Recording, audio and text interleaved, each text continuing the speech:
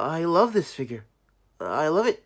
And the review here. Cut the cameras, come on, cut the Alright, I'm sorry. I'll be doing an absolute disservice to both you guys and to this figure if I was to skip this review. Greetings, people of YouTube, I'm Screaming Star, and in this video I'll be reviewing the Evil Energy / Jinbao FG04 False Emperor Eperor, also known as a knockoff version of the New Age STARSCREAM figure. If you have some semblance of a brain cell, you'll know that I am a huge STARSCREAM fan. I won't get into it in this particular video, but let's just say that I've got some history with this treacherous bastard. And that's really all you need to know about his character. Treachery is his whole shtick. This figure itself, meanwhile, is a knockoff of the New Age STARSCREAM figure, a third-party Legends class STARSCREAM figure which is fitted to scale with smaller scale figures. And that means he's tiny as fuck. And though he might be small, that does not mean he's not awesome. He does feel a bit knockoffy out of the box. I mean, of course, this is a knockoff, but I'll talk more about that in a little bit. There's still a lot to love about this figure, and why don't I start by taking a look at his staggering amount of accessories. Hell no, I'm not pouring this onto the figure. All the accessories came in this Ziploc baggie, which is very nice. I highly appreciate that. And I'll quickly go through these accessories because there are a lot of them. You get a pair of fisted / grabbing hands, a pair of expressive open hands, and a pair of pointing hands. More like mewing hands. All of them can be easily interchanged with this peg system. You get his iconic null rays, look very cool and can be amplified by using these included blast effects. Not the best looking blast effects, but hey, effect parts are always welcomed. You also get a pair of boost effects for his thrusters. You get a tiny Megatron gun, which can be plugged into his grabby hands. We got STARSCREAM with a gun before we got GTA 6. And the best part about this knockoff is that you get his entire coronation gear. Attaching these is a bit of a process, so I'll walk you through it. Open up his back for extra clearance. Get that cape in here. Overlap this hole with this tiny shoulder peg. Plug the shoulder pad in and make sure that you can see the shoulder peg through that gap. Do the same thing for his other shoulder. And finally, I'll put the crown on. My oh my, I love how this looks. It's a reference to this one scene in the 86 movie, for those of you who don't know. It's definitely how I'll keep him on my shelf, my beloved. And finally, for his accessory, you get a display stand. It's not articulated aside from this swivel joint, but there are various adjustment points in which you can attach the arms into. Now you can make the Air Commander fly in the air. I'll see myself out. You can even store some of the accessories here. Just a perfect cherry on top of this delightful sundae. Whew, that was a lot of accessories. They all integrate really well with the figure and I had a ton of fun with them. I also had a ton of fun with the base figure itself. He looks like G1 STARSCREAM. No two ways about it. The shapes are blocky, simple, just how I like them. He truly looks like a micro masterpiece figure. The colors on this knockoff are a bit desaturated. I definitely prefer the colors on the original New Age figure. Not saying this looks bad, it's just that I slightly prefer how the original one looks. He still looks great, still a dead ringer for the original STARSCREAM design as he should be. His head sculpt is in need of a little more life. A more expressive face would have been nice, but otherwise it still looks good. What also looks good is his back.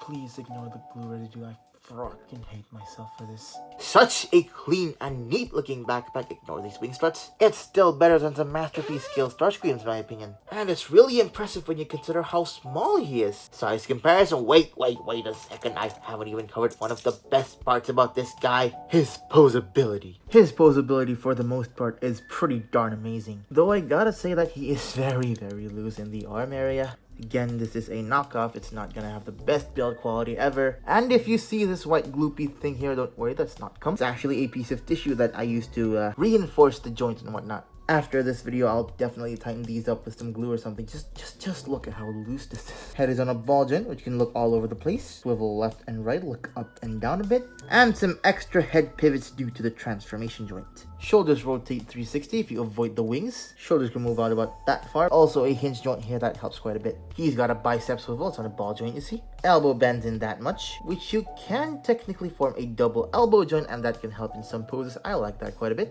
Wrist swivel. Surprisingly, he has a waist swivel, which some masterpiece STARSCREAMs don't even have. Doesn't go a full 360, but it's enough for me. There's a freaking intentional ab crunch on this thing. I love that. More like a PP crunch than an ab crunch, but I'll take it. Front skirts are on a hinge joint, which allows the legs to kick forward that far. They're actually quite tight, and they can move back about that far. He can do the splits, thigh rotation, and this is my one big problem with the posability and honestly with this figure in general. The knees are located way too high up and the knee bend looks really weird. These knees aren't accomplishing much in terms of poses. But hey, I'm sure that's just to make room for the brilliant engineering this guy has, so I'm kind of okay with it. He's got a little bit of a toe joint, an insane ankle pivot that's really great, and finally for his wings, they're on double vertical hinge joints, so you can shift them up and down as you like, and you can even flare them out. Can't move back at all, which is a bit of a shame, but the engineering is fine. Yeah, for a relatively small figure, I freaking love the posability of this thing. Combine that with his sublime amount of accessories, and that's gonna make for a very cool strike a pose segment.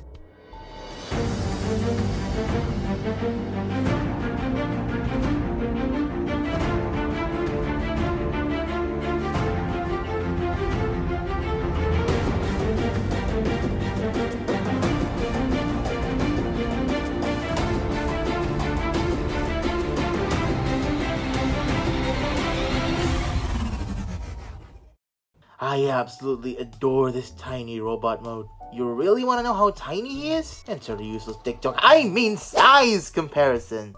Here's Starscream next to Legacy United Deluxe Class Cyberverse Windblade. And you can see that he's even smaller than Windblade. Here he is next to the Bumblebee movie Starscream, the Legacy Evolution Dirge figure. This was originally the Earthrise Starscream mold, and it's really impressive what third-party companies are able to achieve at a smaller scale. Here he is next to Earthrise Megatron, and I'm sure Megatron will be very happy at this sight. Comparing him to a regular 6-inch scale figure, we have the Marvel Legends Mr. Knight, and finally, the Transformers Siege War for Cybertron Starscream figure. Seeing them both together just makes me so happy. This may not be SG1 accurate, but I still really love it. And yeah, this guy is just amazing. The robot mode was fantastic, and guess what? We still have the transformation to go through. For how small he is yet how good he looks, you would expect the transformation to be a pain, right? Well, I'm pleased to tell you that it is not.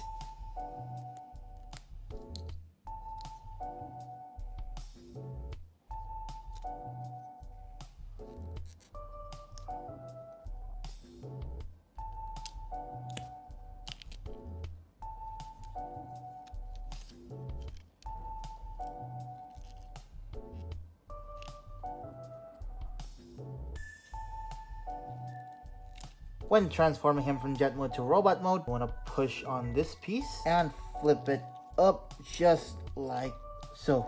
I hope that makes it clear.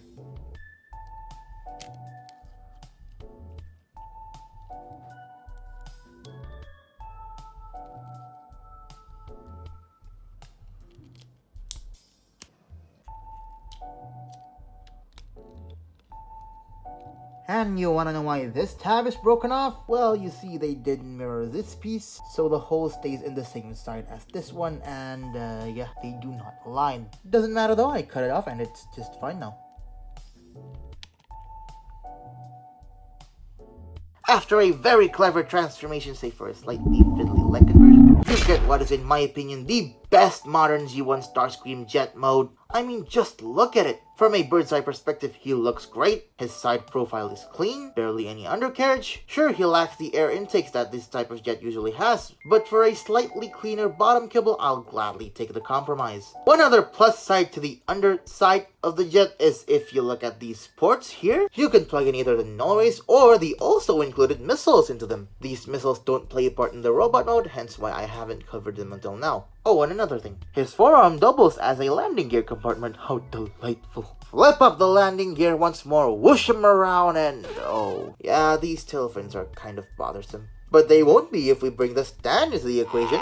Plug it under here, plug the boost effects for extra flare, and this looks amazing! You can even plug the null rays here for extra firepower. This jet mode is just fantastic.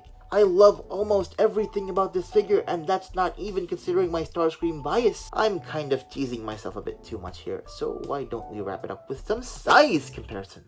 Here he is next to Windblade, BBM Starscream, Dirge, Megatron, Mr. Knight, and finally, Siege Starscream. And that concludes my review for the Jinbao / Evil Energy False Emperor, Eperor, whatever you want to call this thing. If you can't already tell, I absolutely love this figure. It looks so good in both modes, poses very well, and comes with a lot of cool accessories. not to mention my love for the character itself. I highly recommend any G1 fan to get any version of this mold, whether it's the original New Age version or a knockoff just like this one. It may be tiny, but it packs one hell of a punch. Even if you don't have a Legends class display, I think it'll work great as a desk toy or a shelf topper. Just try to find it at a good price. Thank you so much for watching this video, and if you have enjoyed it, feel free to leave a like and a comment. Don't forget to subscribe, and hopefully I'll see you guys next time.